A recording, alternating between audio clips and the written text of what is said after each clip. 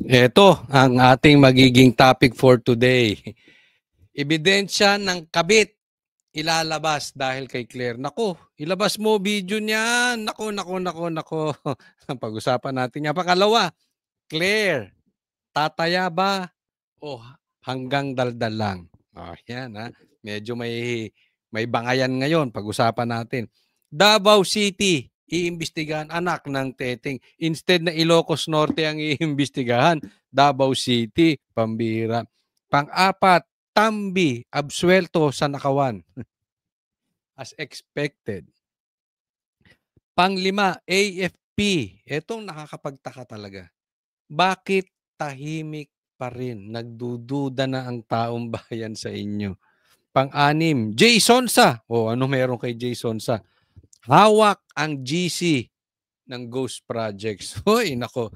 Yan, pag-usapan po natin yan maya-maya lang, okay?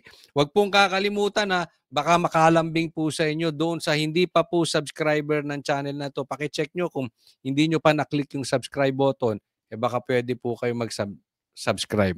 At paki-like nyo na rin itong vlog na ito. Napaka-importante po ng like nyo. Okay, hindi na po natin pagtatagalin.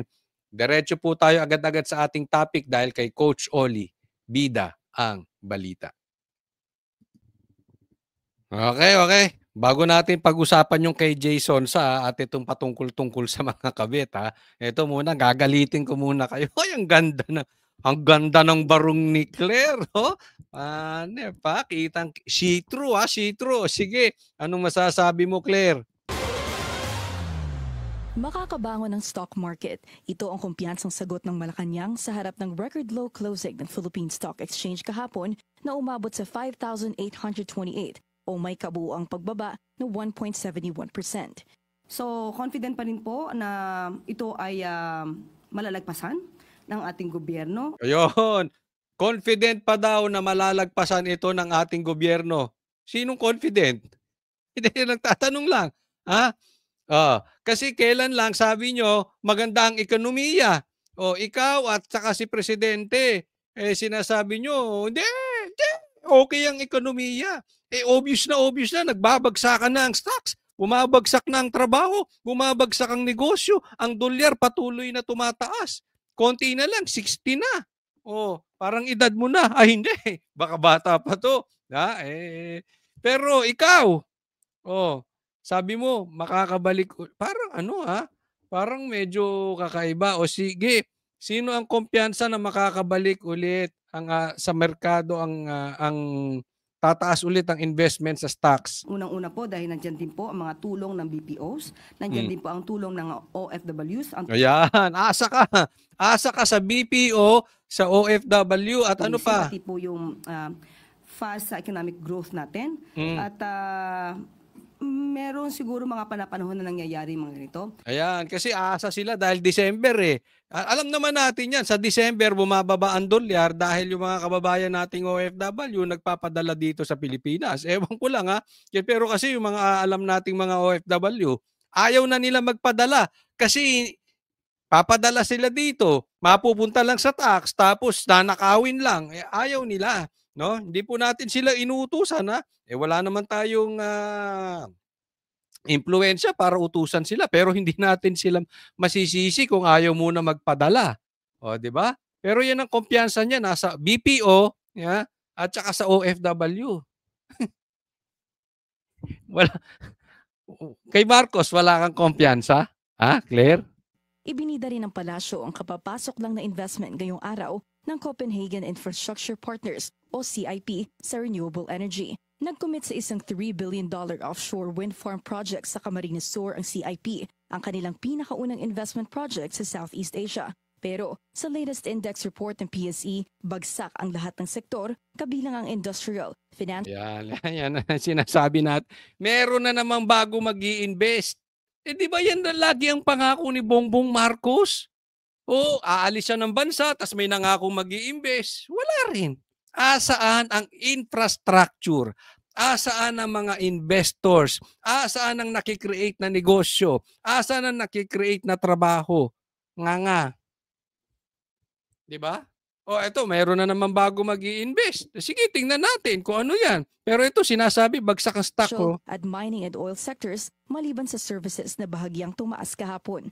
Sa panayam ng programang Ito lang gusto kong balikan natin ito. Ito lang ang masasabi ko sa iyo, Claire. Kung talagang kumpiyansa ka, na babalik ang ekonomiya ng Pilipinas sa dati, tumaya ka. Put your money where your mouth is. Huwag ka puro daldal. Sa tingin mo, di ba mababa ang stocks? Kasi yan yung mga investor, ganyan ang ginagawa. Yung mga nagsa-stocks.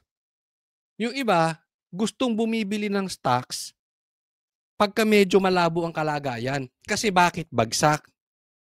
Pero alam nila, tataas. So, bumibili sila.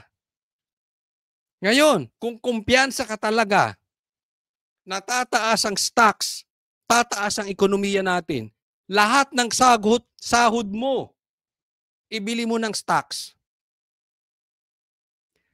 Lahat ng bonus mo, kung meron man o kung bilyon man o magkano man kay Bongbong Marcos, ibili mo ng stocks. Hindi yung labas hindi index 500, yung stocks ng Pilipinas ang ibili mo. Di ba? Kumpiyansa ka eh. Ibig sabihin, kung talagang may kumpiyansa ka, tataya ka. Ang problema sa inyong mag-amo, hanggang daldal lang kayo. Patayain mo nga. Yung mga ninakaw nila, mga bilyon-bilyon, ipasok nila sa stocks. Kasi, ang survey pwede nyong dayain. Yung kapayapaan, sinasabi nyo na mapayapa ang Pilipinas, pwede nyong dayain. Basta kontrolin nyo lang ang media eh. Lahat, nadadaya yan. Pero stocks, hindi nyo kayang dayain. Yung confidence ng mga investor, hindi mo yan makokorek ng kakabato mo ng tae sa mga Duterte at saka kay Anjo. Hindi mo makukuha sa ganyan-ganyan. Pag wala silang tiwala, wala silang tiwala. Di ba? Kaya nga, ikaw ang sinasabihan ko. Kung hindi ka, kung may bayag, wala.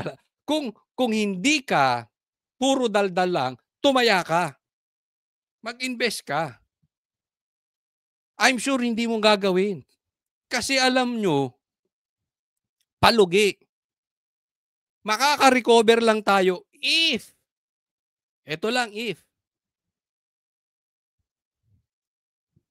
makakabalik na si BP Sara or magiging presidente na si BP Sara sa 2028. Ako, tataya ako. Pagdating ng 2027, doon ako bibili ng stocks. Kasi malapit na eh. Gets mo? Malapit na, BP Sara na. Ngayon, swerte ng Pilipinas, makarecover agad-agad kung mag-resign yung amo mong walang kwenta. Diba? Ganun lang kasimple yun eh. Diba? Pero kung sigurista at sigurista ang tatanungin, kaya kitang labanan, tataya din ako sa stocks. Ano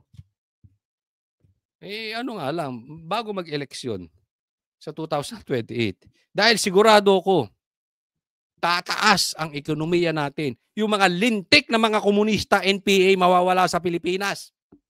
Yung mga adik, delikado na naman kayo. At yung mga magnanakaw, yari kayo. Malilinis ang kalsada, yung mga kababaihan pwede nang lumakad sa kalsada ng matino. Mawawala adik. Yan ang magagawa ng Duterte. Malilinis. Ito, kaya tingnan natin ito. Kaya ito si Claire, puro hanggang daldal lang to. Tingnan nyo ha, ito. Connected po.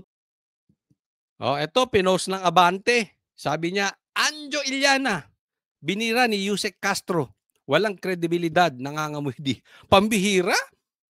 Pag amoy DDS, wala na agad kredibilidad. Kung amoy suka at saka amoy tae, may credibility? Grabe ka naman, Claire Castro. Sabi niya, sino ka ba? Anjo Iliana yan. Bago ka pa maging Claire Castro, Anjo, kung hindi ka pinulot ni Bongbong Marcos, sinong nakakilala sa'yo? Mangilan-ngilan lang siguro. Dahil vlogger naman to eh. Oo. Pero kung i-compare mo kay Anjo Iliana, pambihira ka. Ano ibig mo sabihin sino ka na Napunta ka lang sa PCO, mayabang ka na? Sino ka bago ka pinulot ni Bongbong Marcos? Comparing to Anjo Iliana, ipinakita mo ang totoo mong kulay dahil gusto mong paupuin si BP Sara ngayon pa lang. Pambihira. Ano bang iisip nyo kay BP Sara? Di ba? Yung topic dito, kabit ni Tito Soto. Anak ng teteng, oh. Tinitingnan nga namin yung mga picture kanina, magkakasama kami ng Banatero. Sino kaya? Sino kaya ang kabit ni Tito Soto dito? Yung anak niya, tingnan natin, sino kamukha. Tapos, merong dati, taga TBJ, sinabi, ito. Oo, yung TBJ. Wag na yun, wag tayong pumunta sa chismisan. Kaya ako lang inaano ito, pambihira. Pati yung away ni Anjo Iliana at saka ni Tito Soto, yung isyong kabit ni Tito Soto, damay na naman ng DDS, anak ng teteng. Huwag mong sabihin, baka pati anak ni Tito Soto, sa kabit niya, kung meron man, anak ni PRRD, anak ng teteng naman yan. Huwag naman ganun, Claire Castro, lahat na lang kasalanan ng DDS. Obvious na obvious ka naman. Sus, ano bang nakain nito si Claire Castro? Talagang, parang nanggagalay, parang last chance mo ng trabaho to eh. Parang all out, para ka nang alam mo, para kang babaeng Trillanes. Huwag abogada ka. Huwag kang gumaya kay Trillanes. Si Trillanes desperado. Gusto pang tumakbo. Kalookan nga, hindi nanalo. Tapos puro bintang, wala namang ebidensya. 'Di ba? Ayoko na sanang puntahan yung kabit ni Tito Soto eh. Pero ba't dinadamay mo DDS? Hindi sana, dinamay mo yung kabit ni Anjo kung meron. O bakit nagkaganyan-ganyan si Anjo? Alam mo, ako Tito Soto, kung ako sa'yo, dumistansya ka dito kay Claire. Kasi alam mo, maraming sinasabi to si Claire na wala sa hulog. Dumistansya ka dito. Isipin mo, nagalit to si Anjo kaya to nagsalita about sa kabit ni Tito Soto. Dahil binabanatan ng trolls di umano ni Tito Soto si Anjo. Nang dahil sa'yo, binanatan mo pa, dapat huminto na kayo. Ilalabas niya ngayon ng ebidensya patungkol sa kabit ni Tito Soto. Sa bagay, maganda yon, di ba? Pero nang dahil sa'yo, hindi natin alam, may ebidensya yan. Kung may ebidensya yan, posibleng may video rin yan. Tatandaan mo, artista yan, magkakasama yan. For how many years? Malay mo, co-host pa nila. Yung kabit, we don't know. Diba? Si Anjo lang nakakalam kung magkakasama yan. Sabi nga, karamihan ng kabit nasa workplace. Totoo ba? Ako sinasabi lang yon. Anyway, huwag naman. Pambihira. Pati yung kabit. Kasalanan ni PRRD. Sabi niya ngayon, nangangamoy DDS ka, Anjo, wala kang kredibilidad.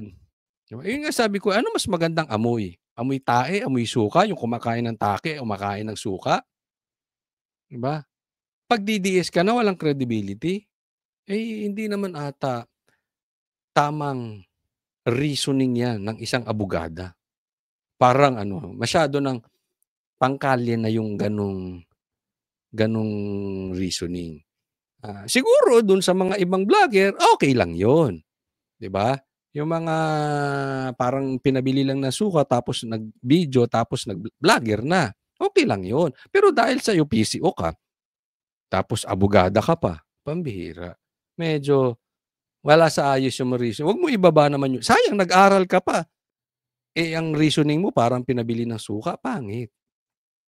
'Di ba? So, ito lang ang natin dito. Tito Soto, distansya ka. Dahil ito si Claire ang nagsasalita na gaya kanina, sabi niya maayos ang ekonomiya. Pero pinakita ko sa video, sabi niya makaka-recover din ang ekonomiya ng Pilipinas. Bongbong Marcos na Bongbong Marcos 'to. Lihis na yung pinagsasabi. Yung pati sarili kino-contradict. Isipin mo, mapayapa daw ang Pilipinas, hindi raw magulo. Dahil paglabas daw niya ng bahay, wala naman siya nakikitang nagsaksakan. Imagine mo ganyan ang nakikita ni Claire. Abogada yan, ha? Hindi yan yung papitsuging tambay sa kalsada. Abogada. Tapos ipagtatanggol ka, Tito Soto. If I were you, dumistansya ka. Kasi bakit? Magmumukha kang parang si Bongbong Marcos. Yung style, tatahimik. Hahayaan na lang si Claire ang magtanggol. Tatahimik. Tapos yung mga trolls ang babanat kay Anjo. Di ba ganyan-ganyan si Bongbong? Tatahimik, kunwari tapos yung mga trolls ang babanat. Di ba? Si Claire, naging mistulang troll. Distansya ka. Lalo't lalo na, habang binabanata mo si Anjo, lalong magiging ganado to maglabas ng ebidensya. Kaya nga sabi ko, baka mapunta yan sa video, delikado ka dyan. So awat-awatin mo to si Claire. At dumistansya ka. Pero, kung ikaw naman ay confident na wala ka talagang kabit, hindi sige, ituloy mo. Pero kung may kabit ka, delikado ka rito. Ipinapahama ka ni Claire. Eto pa, may nagsagutan. Sumagot pa. May sagot pa si Claire. Gusto nyo pa isang Claire? Gusto nyo isa pang Claire? Ay, sige, pagbibigyan ko kayo. Eto naman. Sabi niya, pinalabas to ng DZRH News. Sabi niya, sa panawagan ni Anjo Iliana na sumailalim si BBBM sa drug test, panayangiwi po ng bibig nyo, Mr. President. Kumbinsido ang taong bayan na kayo ay gumagamit. Baka naman, Mr. President, na kayo ay magpa-follicle drug test. Ito na naman, siya in English niya. Sabi niya, sino ka? Di ba? Yan nasabi ni Claire kanina. Ngayong English, who are you? Tinagalog din, sino ka? To demand for that. Pilipino po. Palagay ko, karapatan ng isang Pilipino malaman na nasa matinong kalagayan ng presidente. Hindi, ikaw, Claire, matanong ko. Dapat ba ang presidente adik? Simpleng ganun. Ikaw iba pa, kapayag ka, Claire, na adik ang presidente. Huwag na natin pag-usapan yung konstitusyon. Mr. Bendalo naman kayo pare-parehas. Alam naman natin ginawa nyo kay PRRD. Papayag ka ba na adik ang presidente? Kung hindi, ano ba naman na ipakita niya na magkaroon ng kumpiyansa ang taong bayan? Isa po yan sa nakakasira sa investment natin, ha? Yung patuloy na pagtanggi ni Bongbong Marcos magpa-drug test. Bakit? Ang taong bayan, ang mga Pilipino, naniniwalang adik si Bongbong Marcos. Nadagdagan pa dahil patuloy siyang hinahamon ng drug test, ayaw magpa-drug test. Diba? Kung sa tingin mo hindi naman adik si Bongbong Marcos, ano ba naman magpa-drug test? Diba, Claire? Unless adik siya. O halimbawa, adik ako, I will do all my best. Iwasan ko ang topic ng drug test. Sabit ako talaga dyan. Pero, kung ako naman ay hindi adik, duduruin ko yan si Anjo. Gusto mo, araw-araw tayo. Sama mo pa anak mo. Sama mo pa tatay mo. Pa-drug test tayo araw-araw. Di ba ganon? Bakit? Kumpiyansa. Hindi ka papansinin ng Pangulo kasi sino ka ba? Hindi po. Kahit anong sabihin mo, Claire, hindi yan ang tingin ng taong bayan. Hindi siya papansinin ng Pangulo dahil ayaw ni Bongbong mabuko na adik siya. Yan po ang tingin ng taong bayan. Yeah. Kaya nga ito si Claire, alam mo, kaya sabi ko, dapat si Tito Soto dumistansya dito. Dahil, tingnan mo, tagapagtanggol siya ni BBM, naduwag. Hindi kaya pagtanggol ang sarili. Pinagtanggol niya na rin si Tambi. 'Di ba? Iisipin mo 'yun. Itinuturong mastermind ng ghost projects. Pinagtatanggol niya. Tapos, ipagtatanggol ka, Tito Soto. Tingnan mo yung lineup. Do you really want to be lined up with Bongbong Marcos, Tambi, at ikaw? Tamang tatanong ang taong bayan. Ano ang common denominator nitong tatlong to? Bakit pinagtatanggol ni Claire? Anong meron sila pare-parehas? Droga ba? Kabit ba? Pera ba? Hindi mo masisisi yung taong bayan, mag-iisip. Diba? Halimbawa, ikaw ay basketball player. Ikaw ay magaling mag-basketball. Gusto mo mababanggit ka kasama na binabanggit si Michael Jordan, LeBron James, Stephen Curry. Kung halimbawa ikaw ay napakagaling na basketball player, gusto mo ba ang itinatabi sa'yo na kasama mong binabanggit ay yung mga bangko? Yan po ang ibig kong sabihin. Nababanggit ka, Bongbong, Tambi, Tito Soto. Dumistansya ka rito kay Claire. Masisira ka rito. Ha? Lalong nagagalit si Anjo. O, next po. Eto. Gagalitin ko kayo talaga. Kanina. Ha? Si Claire. Ayun, si Kokey. Eto, gagalitin ko. Ay, wag mo akong i-ano, ha? Wag mo akong i-copyright first, facts first. Komentaryohan ko lang to saglit. Siyempre, sasabihin po ng mga supporters po of the Dolomite Project ay, what are you talking about? We are talking about 300 million versus the entire flood control controversy daw. Hindi ba? Pero again, alam po ninyo, yung mga flood control, hindi umaabot ng 300 million yung iba ron. Hindi ba? Nakita naman natin sa mga hearing yun. So, kumbaga, we have to be able to apply the same principles on investigating the flood control projects to other projects that are in question, like the Dolomite Beach Project. Ayan. Ito issue nitong si Kokey. Ang pangalan nito nakalimutan ko. Basta si Sir na lang. Sir, ang laki po ng butas ng ilong nyo. Hindi nyo naaamoy ang baho nung dagat dyan sa Rojas dati. Di ba? Inaayos yung Dolomite. Pambihira. Ghost projects ang pinag-uusapan. Ang punto niya, teka muna, bakit 300 million yan? Di ba? Parang malaki masyado. Isipin mo, nalalakihan ka sa 300 million na may pakinabang. Pero yung ghost projects, yung ghost, multo, ibig sabihin wala. Ginastusan, walang proyekto. Tahimik ka. Hindi mo na, kaya sabi ko, ang laki ng butas ng ilong mo, hindi mo naamoy. Anak ng tatay mo. Hindi po mura yun. Totoo namang anak siya ng tatay niya. Sino ba dito hindi anak ng tatay niya? Sige. Anyway, ang punto niya, hindi naman daw lahat ng flood control projects ay 300 million. So kung i-apply natin, imbestigahan yung iba, ba't di natin imbestigahan din yung Dolomite? Unang tanong, sa dami ng flood control projects, doon ka pa sa Dolomite, gusto mag-focus? Hindi ka masyadong halata.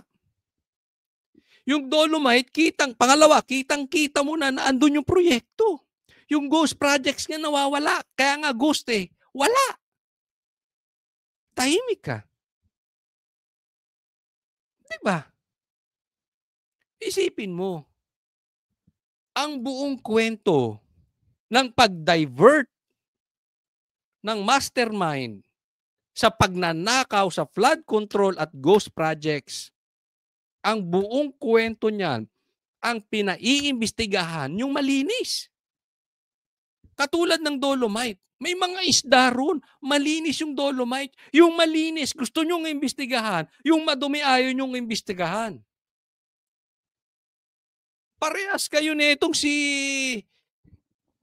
itong senador na dating TV, anong pangalan nun? Pambihira, dolomite ang issue. Lintik kayo, tahimik kayo sa ghost projects, tapos dolomite, bigla kayong nag-iingay. Kaya tuloy yung mga investor nagsisilayas eh. Dahil nakikita walang kwenta ang investigasyong nangyayari sa Pilipinas. Puro tayo politika. Kaya walang maayos. And then si Bongbong Marcos is not the kind of leader na dapat pinangungunahan niya. Ito, hindi eh. Isa pa siya pang naglilihis. Ang gusto niyang imbestigahan malinis. Kaya ako, payo ko sa inyo, ibalik nyo basura dyan sa dolomite na yan. Kasi pag may basura, ayaw nila. Ayaw nilang imbestigahan. Pag madumi, pag mabaho, pag makalat, pag may baha, ayaw nilang imbestigahan. Pero pag malinis, pag maayos, mabango, yan ang gusto nilang imbestigahan. Yan po ang istorya ng imbestigasyon sa kamay ng mastermind. Hindi ba? So, pareho lang naman yung method eh. Ano yung purpose, ano yung objectives, paano siya na-implement. So, yan. Parehas ang purpose. No, magkaiba po ang purpose. Your purpose is different from our purpose. Ang purpose namin, mahinto ang nakawan. Ang purpose nyo, hindi lang makaupo ang Duterte. Yan, magkaiba tayo. Magkaiba tayo ng purpose, magkaiba tayong motibo. Huwag niyong sabihin pare-parehas yan. Hindi. Wala namang issue dun sa ginastusan eh. Ang tanong, tama ba yung pagkakagastos? Kita-kita nyo naman may resulta. hopefully in the second hearing, yung how it was implemented, yung pwede ho nating pag-usapan. Tsaka I think parang napaka-illogical nung argument na ididikit mo sa flood control to because they're not mutually exclusive. 'Di ba? Parehong panagutin yung mga dapat managot dito. I think hindi dapat pagbanggain ito pong mga investigations na mga ikinakasapo ng Kongreso. Ayan, dalawang issue niya dito. Okay? Sabi nung vlogger, dapat managot yung, ano masabi niya? Dapat managot. Control to because they're not mutually exclusive. 'Di ba? Parehong panagutin yung mga dapat managot dito. I think walang problema. Kaya nga sinasabi ko dapat managot yung dapat managot dito. At sabi niya, hindi to dapat exclusive. 'Di ba? Hindi kailangan pagbanggain, pwedeng imbestigahan sabay. Hindi po. Focus muna tayo sa mastermind. Kung ikaw ay talagang vlogger na para sa taong bayan o ikaw ay isang politiko na para sa taong bayan, you know that we should focus on the mastermind of the ghost projects. Kung yung iba may mga ginawang kasalanan, saka po natin sila ibitay. Kasi kailangan ma-eliminate yung magnanakaw para hindi po magtuloy-tuloy yung pagnanakaw. Kung magfo-focus kayo sa dolomite at hindi na nakaupo si PRRD, walang pakinabang yan as of now. Let's assume may kasalanan si PRRD. Wala na, nakakulong na nga eh. 'Di ba? Wag na kayong magrason. Kasi kitang-kita naman ng taong bayan. Yes, you can reason all you want, pero kita naman ng taong bayan yung puso nyo eh. Kita naman nila yung motibo. Wag na natin puntahan yung ganon. Ang dapat nagtutulong-tulong tayo dito, mahinto yung tarantadong mastermind.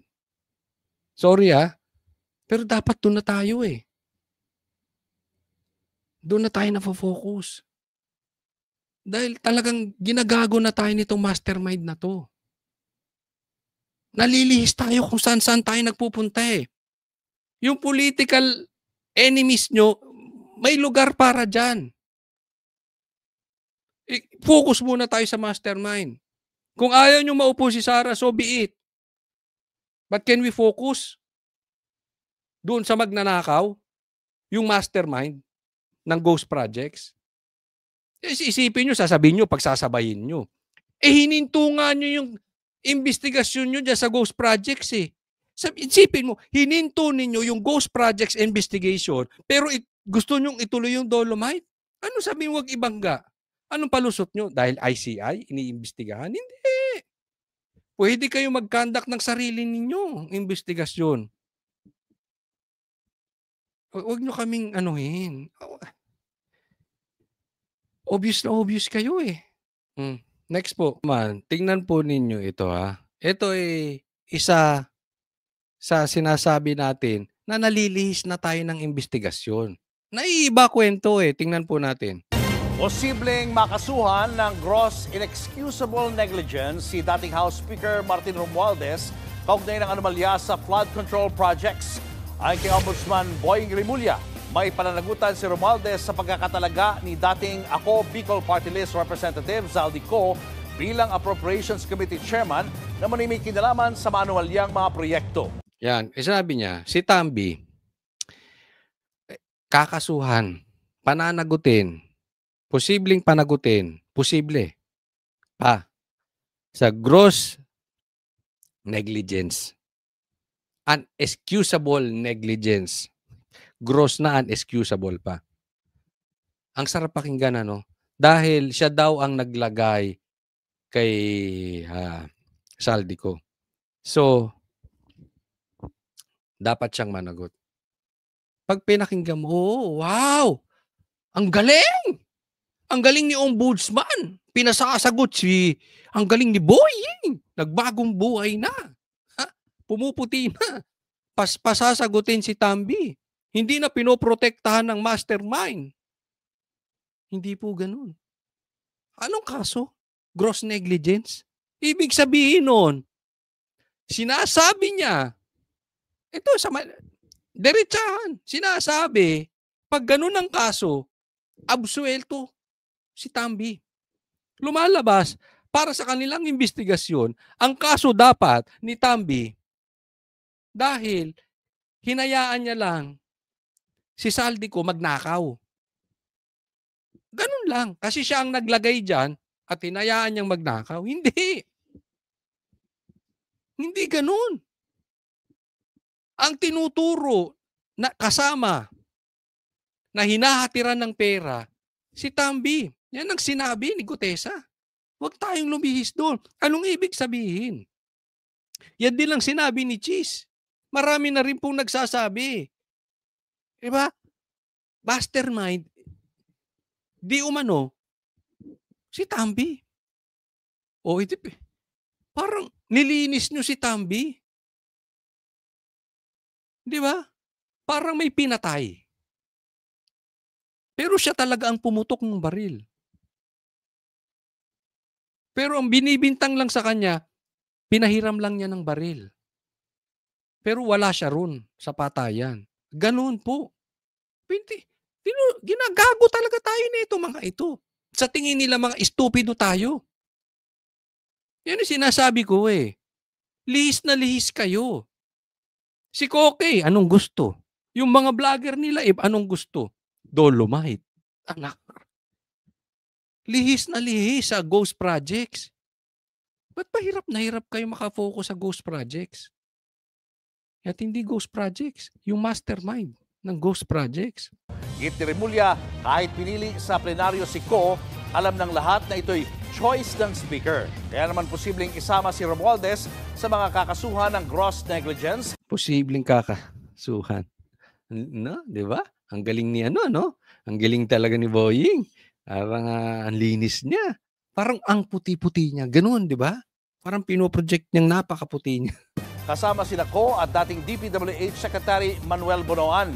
Wala pa namang tugon ang kampo ni Romualdez. Hindi talaga tutugon yan. Mati siya dyan eh. Mati siya dyan. Sinasabi ko sa inyo. Hindi. Party list? Bilyon, trilyon ng perang pinaiikot? Diba anong sabi ni BP Sara? Ang may hawak ng pera ng Pilipinas, Saldico at saka si Tambi lang. Napaka-powerful naman itong party list na 'to. Hindi ako maniniwala at walang naniniwala except yung Pinklawan at saka yung mga loyalistang trolls na hindi kasabwat 'to si Tambi. Hindi natin masisisi taong bayan. Sa katunayan, hindi nga po puwedeng hindi kasabwat din si Bongbong Marcos. Ito, tingnan nyo. Isa pa tong panglilihis. Tingnan nyo. Ito, pag-usapan naman natin. Discarding ICI naman, ha? Sige. Sa interim report ng Independent Commission for Infrastructure o ICI, ghost project umano ang 72.3 million pesos na riverbank protection structure sa Plaridel, Bulacan, isang proyektong hindi umano natapos pero nabayaran.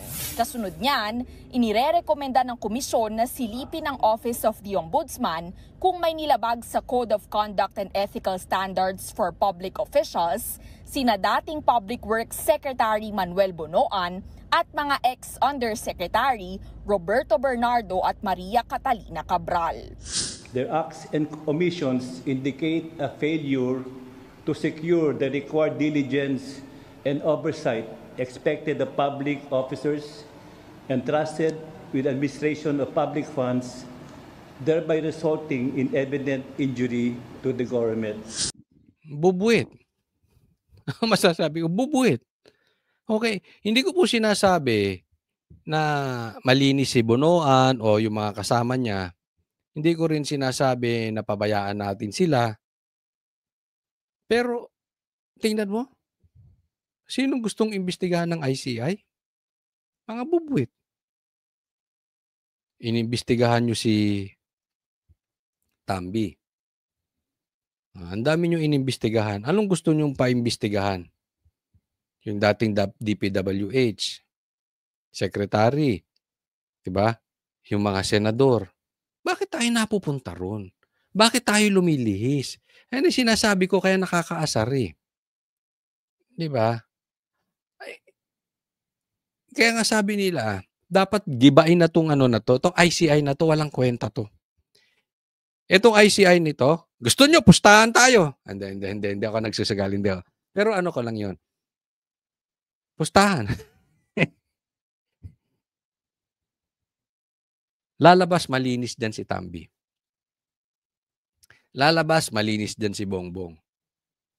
Wala itong mapapakulong na matataas. Kung posibleng may mapakulong to na mataas, pabor kay Duterte.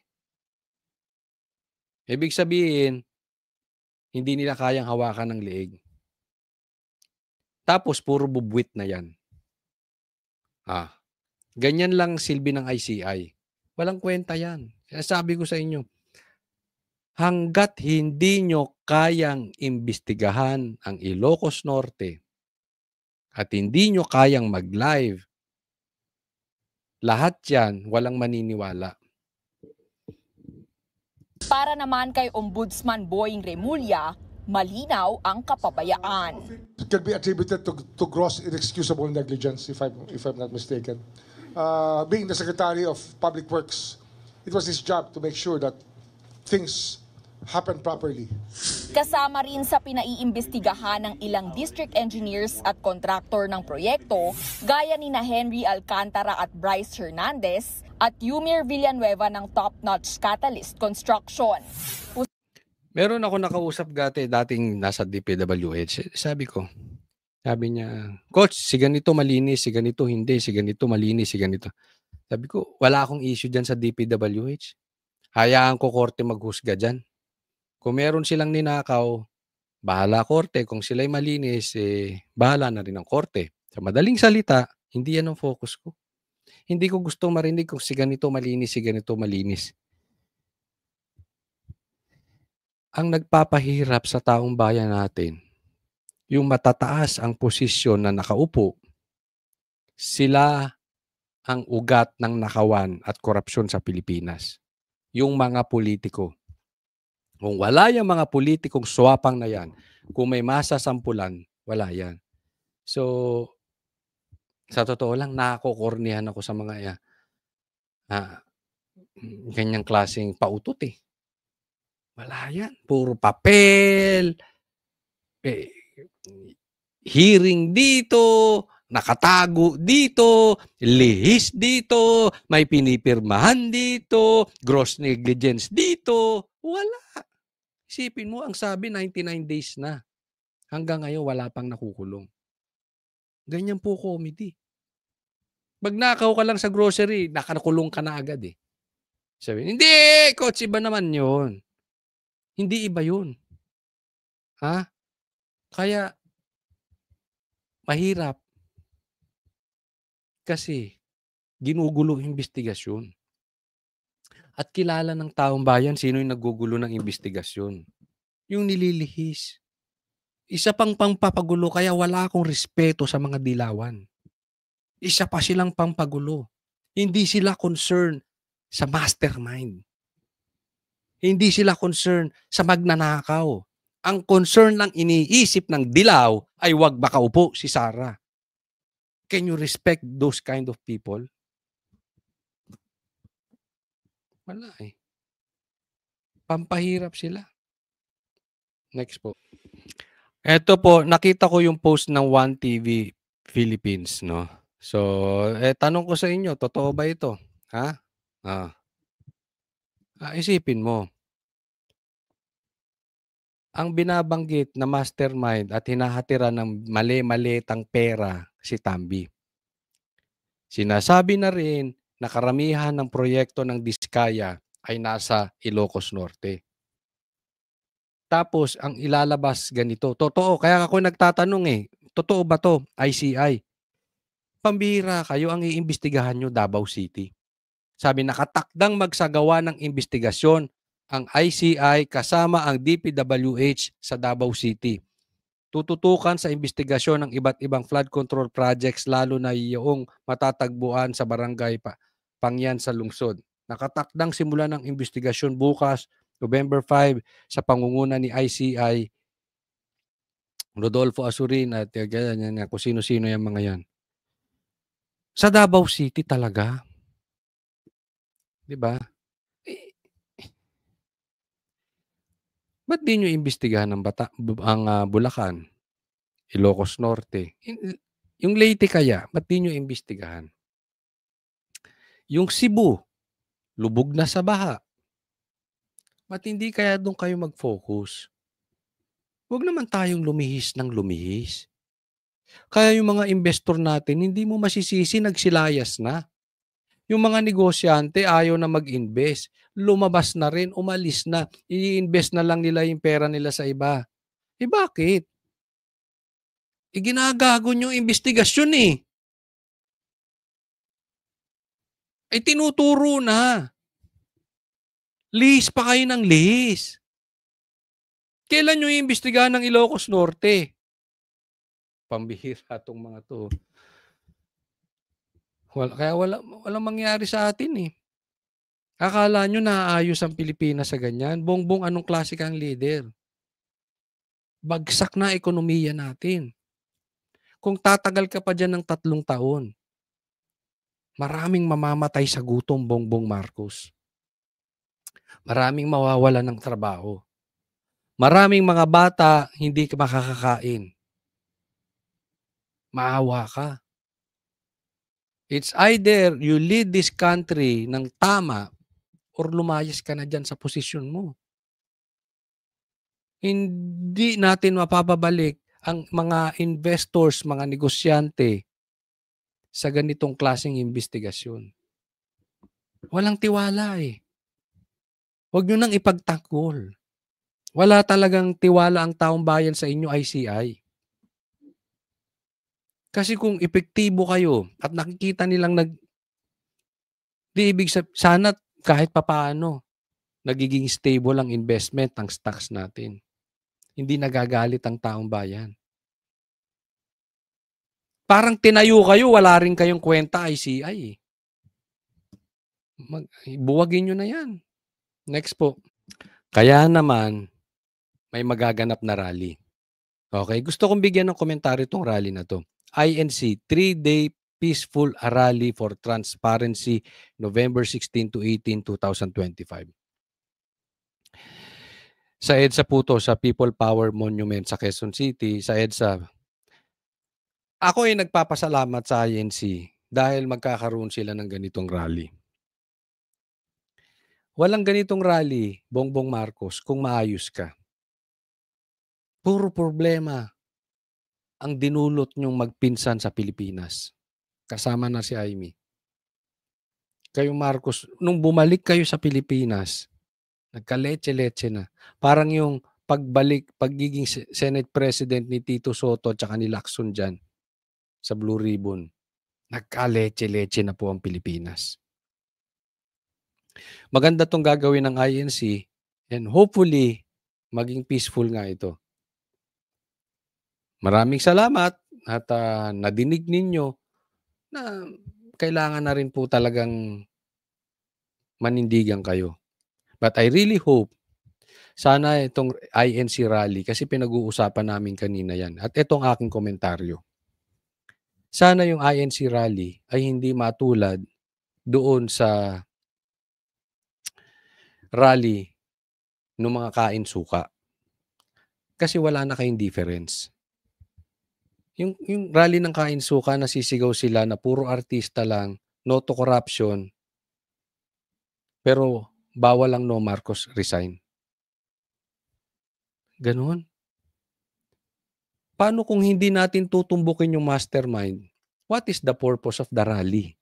Ako yung nagtatanong lang naman. Hindi ko sinasabi ko nga, nagpapasalamat ako dahil magkakarally ang INC. Pero kung hindi natin sasabing Marcos resign, makikinig kaya ang taong bayan? Ay makikinig kaya ang mga politiko? Ay sige, magreklamo kayo ng kurap-kurap. Hindi nyo naman kami pinapangalanan. So, halimbawa ako yung magnanakaw. Ako yung mastermind ng ghost projects. Wala akong pakialam sa rally nyo. Bakit? Hindi nyo naman ako pinapangalanan eh. Okay lang yan. Basta mag-rally kayo kung gusto nyo. Isang buwan kayo dyan. Diba? Anong effect nun sa akin? Hindi nyo naman ako yan eh. Pwede kong sabihin. Pasabi ko kay Claire. Ay, Claire. O, sabihin mo. O, kasalanan to ng Duterte. Wala na. So, yung purpose ng rally, parang ang diniin pa yung mga Duterte. Diba? Ipi-play lang nila yan sa media. As I see, the main purpose of the rally is to show power that majority of the people ayaw na sa gobyernong ito. Ganun yun eh. It could be peaceful, di ba? Sabi nga, pwede naman eh. Karapatan naman nating magsalita. Yan naman ay legal. Freedom of expression yan. I don't see na isisigaw ang Marcos resign sa rally ay hindi magiging peaceful. Pwede naman eh. Diba? I really hope. Sana hindi matulad itong INC rally sa rally ng mga kumakain ng tae. Ang balita ko sa source ko, kinakabahan di umano si Bongbong Marcos dito sa rallying to. Kasi 3 days to eh. So talagang mag-create to ng impact. This is different. I expect. Different from other rally. May laki impact. Ngayon, kinakabahan sila. So we are expecting retaliation, especially from the yellows. Yung yellow ang talagang ang pumoprotekta kay Bongbong Marcos. Because they don't want to Bongbong Marcos to go down. Dahil nga si Sara ang uupo eh. So, gagawa sila ng posibleng mag-rally din sila sa sabayan. Manggugulo sila. Posible din na bigla silang gagawa. May ikukulong sila. Diba? So, expect natin malaking diversion para in preparation for November 16 and 18 para humupa yung galit ng taong bayan. Meron silang ipakukulong. Posible. Sana lang yung lehitimong mastermind ng ipakulong nila. Okay lang yun. Pero kung ililihis nila, ilalayo nila sa mastermind, Lalagay lang kay Gutesa, sa DPWH. Wala din. Lalong magliliyab ang galit ng taong bayan. Lalong magiging successful tong rally na ito. So abangan po natin. Bakit ko binabanggit yan? Expect na yung kabila gagawa ng drama. Expect nyo yan. So, hindi tayo ang isa sa pinakagalaw nila, Trojan horse. Di ba? From the inside. Kukuha sila ng tatraydorin ng Duterte para ibaling na naman sa Duterte. Gets nyo? So, ingat po tayo doon. Ingat po tayo. Basta tayo, gaya ng lagi ko sinasabi, focus tayo doon sa paglutas, paghuli, at paparusahan ang mastermind. Diyan lang tayo mag-focus. Kaya nga naman, pasok tong sinabi ni Kiko Barsaga ha. Pasok. If the armed forces cannot withdraw support for President Marcos, then the Filipino people will withdraw support from the AFP. Ako yung nagtatanong. Sabi ko nga, anong nangyari sa sundalo natin? Bakit napakatahimik? Hindi po yung chief nila. Of course, hawak yan ni Bongbong Marcos eh. Asan na yung mga generals? Ba't sila nananatiling tahimik? Alam mo, I will never forget this. Nung nakausap po, ito narinig ko mismo sa bibig mismo ni PRRD. And ako mismo nagtanong nito sa kanya. Sabi ko, PRRD, Sir, Mayor, kasi yun ang gusto niyang tawag sa kanya, Mayor, hanggang kailan kaya itong pagdurusa natin sa Pilipinas? Sabi ko, sa tingin ninyo, until gumalaw ang AFP. Pag hindi gumalaw ang AFP, tuloy-tuloy ang pagdurusa ng Pilipino. Exactly. Sinabi niya yan doon sa isang bar kung saan kami nagkikita-kita. Diyan sa Davao. So, malaman yun. Kaya nga ngayon, hanggang ngayon tinitingnan ko. Tahimik pa rin AFP. What happened to them? Wala po akong sinasabing gawin nilang masama. Okay? Hindi po tayo lalabas kung ano lang ang sinasaad sa ating saligang batas. Hindi ko po sinasabi, okay? So baka ma-misinterpret tayo. Ako po ay nag-oobserba. Sa gitna ng nakawan, sa gitna ng palinghadong investigasyon, asaan ng AFP? Bakit tahimik sila? Buti nga ang isang Gutesang Marine, nagsalita. How about the others? Yeah. Alam nyo, marami sa nanonood dito. Marami akong kakilala at sinasabi, kumpirmado tong sinabi ni Kiko Barsaga. The Filipino people will withdraw support from the AFP. Maraming nagagalit sa AFP na. Sa ngayon, dami na. Kasi ini-expect nila na ang AFP ipagtatanggol tayo sa mga abusado sa posisyon. Abusado sa kapangyarihan, abusado sa kabanang bayan, abusado sa konstitusyon. And yet, they are quiet. Kaya maraming ayaw sa AFP. Ulitin ko, wala po tayong ibig sabihin. Ikinikwento ko lang yung nalalaman ko. Bakit ayaw na ng maraming taong bayan sa AFP? At bakit ako'y nagtatanong hanggang ngayon, hindi man lang questionin ng AFP. Tahimik pa rin sila patungkol sa grabing nakawan. Alam natin, ang korupsyon sa Pilipinas matindi. But iba ito. Iba ito. And yet, the AFP is quiet. Why? Yun ang tanong ng taong bayan. Why? Ay nako. Ito next, pag-usapan natin. Pag-usapan po natin itong si Sir, itong kaibigan natin na si Jason sa yung post niya. Hawak pala ni Jason sa yung GC ng mga magnanakaw. Bakit? Tingnan nyo Tingnan nyo, galing talaga nito si Jason sa. O sabi niya, flood control group chat, statement for public media consumption. Walang direct involvement o participation si former Speaker Martin Romualdez sa flood control scam. Parang sinasabi dito ni Jason sa, ito ang kanilang script. Tingnan ngayon natin kung tama ang hinala or opinion o pagkakaalam ni Jason sa. Dahil parang magkakasama sila sa GC. Oo, magkakasama ang Ombudsman, Blue Ribbon, ICI, TRICOM at DOJ sa GC. Ang galing ni ang galing ni Jason sa. Ang sabi niya, iisang tunog tayo. Ombudsman, negligence, meron. O, di ba? Yan yung topic natin. Di ba? Anong ginawa? Absuelto si Tambi sa nakawan, pero negligent siya.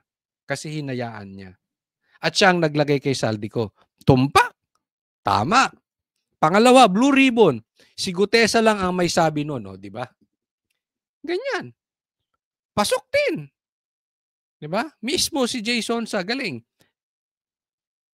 Anong litanya ni Obsessed. Kulang na lang pakasalan ni Pinky Lacson. Baka type niya to si Gutesa.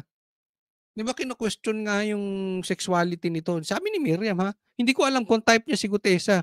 Isipin mo, ang sinabi ni Gutesa, sabi nga ni parang tinuro ni Gutesa, yung pagkaka-explain ni Marcoleta, halimbawa may nagnakaw ng kalabaw. Itinuro niya sa pulis.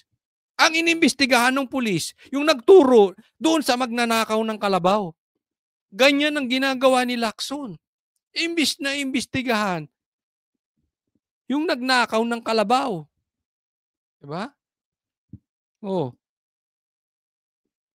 Ang pinupunto nila, protect the mastermind, diretsuhin na natin. Ibaling kay Gutesa, ang script, si Gutesa lang ang may sabi nun. Kaya sila nagfo-focus doon sa notaryo. Halatang-halata si Pinky. Di kayo, halimbawa, ikaw pulis. Kung may nanonood ditong pulis, taas ang kamay. Ay, hindi makakapagtaas. Pero may mga kilala akong pulis eh. Galit din sila sa ginagawa niya ni Pinky. Bakit? Bakit mo parurusahan ang gusto mong imbestigahan yung magsusumbong ng nakawan? Punta tayo, ICI, Malacanang. Tiko mambibing. Diba, quiet lang ang Malacanang. Pero yung ICI, ang kinakalaban naman yung mga bubuwit. House TRICOM, syempre, defense to the max. Ang House, basta House, ang issue niyan, Dolomite. Duterte yan, Duterte. DOJ probe team, none so far. Tapos, hindi raw nilang pinagtatakpan si Martin. Yan. Yan yung mga tao ngayon na hindi umano nagtatakip kay Martin. Siguro siguro natumbok ni Jason sa Sir, kasali ka ba sa GC nito mga magnanakaw? Joke lang yun. Magaling talaga to si Jay.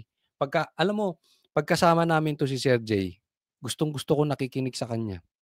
Ayokong sumasabat ng sabat, di katulad nung iba. May nabanatan pa. Hindi, totoo.